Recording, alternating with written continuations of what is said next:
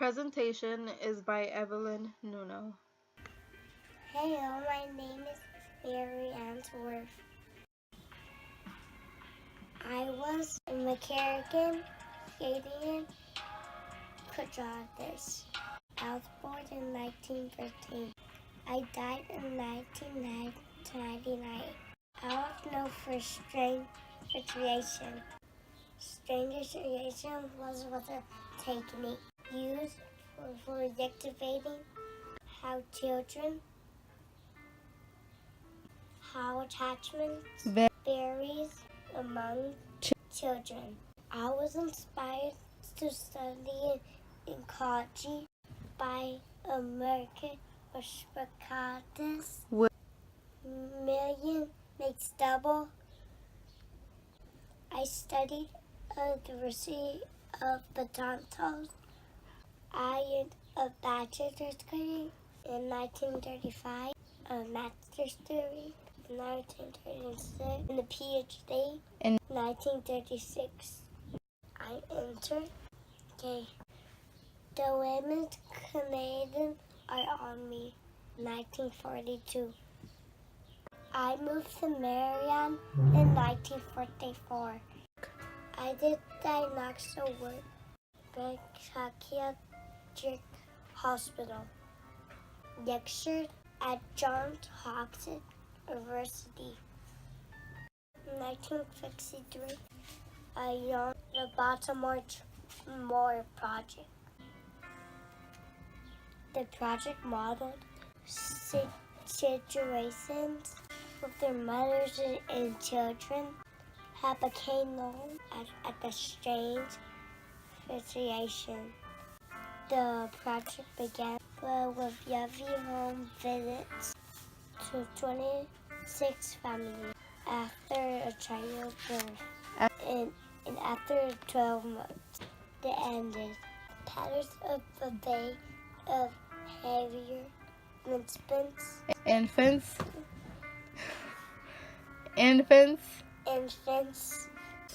Some of the patterns infants showed were depictive of the qualities of their home. Thank you for learning about me.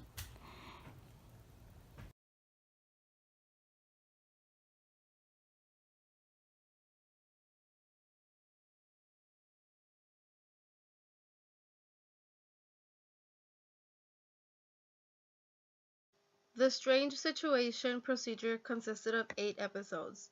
First, the mother, infant, and stranger are observed all together in one room. Next, the stranger will leave the room. After a while, the stranger will come back. Then the mother will leave, and the infant and the stranger are all alone together. Usually, when the mother leaves, that is when a child becomes upset, depending on their reaction. The 5th episode is the mother returns and the stranger leaves. Then the mother leaves and the infant is completely alone. After that, the stranger will return, and at last, the mother will return and the stranger will leave, leaving the mother and the child together. The strange situation procedure resulted in 4 different attachment styles. The first is separation anxiety. A secure child distressed when a mother leaves, a resistant child who is in distress when the mother leaves, and an avoidant child is a child who shows no sign of distress when the mother leaves. Stranger anxiety. A secure child who is avoidant of the stranger when alone, but friendly when the mother is present.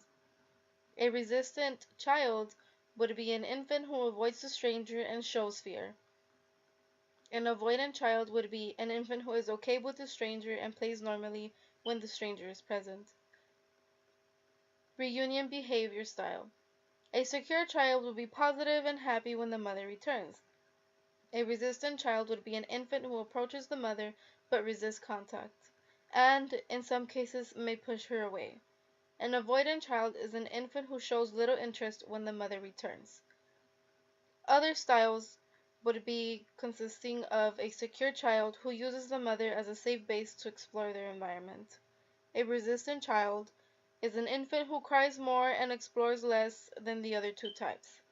And an avoidant child would be when the mother and stranger are available to comfort the infant equally well, and the percentage of infants varies among these styles. Mary Ainsworth observed many different scenarios to pinpoint what caused a child to react to their mother leaving the room, being with a stranger, or the other way around. The attachments each child displayed all depended on the type of relationship the child had with their mother in their homes. She was able to narrow down the differences to three. 1. The amount of care provided by the mother. 2. The mother's excellence as informant. And C. The mother's enjoyment of breastfeeding. All of those were big impacting sources to each child's reaction when they were observed for the strange situation procedure. Mary Ainsworth felt as she was seeing a person who dictated a mother to stay at home with her child, but it was only because she was so intrigued and concentrated in the infancy of children and why they reacted the way they did and what kind of relationships they held with their mothers. Although one can say she was a feminist as she took part in the Canadian Army Corps for Women. Mary Ainsworth would say that I am an avoidant child and an avoidant adult. I do show very little interest when my mother leaves and comes, as far as I can remember, and as an adult. I do know that the amount of care that my mother gave me was sufficient enough, but hard to say or explain why I am an avoidant child. A fun fact would be probably that I was not breastfed as a child, and maybe that has an effect on why I am avoidant. Erik Erikson was a theorist of psychosocial development. His stages of development consisted of 8 stages. The first stage was trust versus mistrust, and occurred from birth to the first year.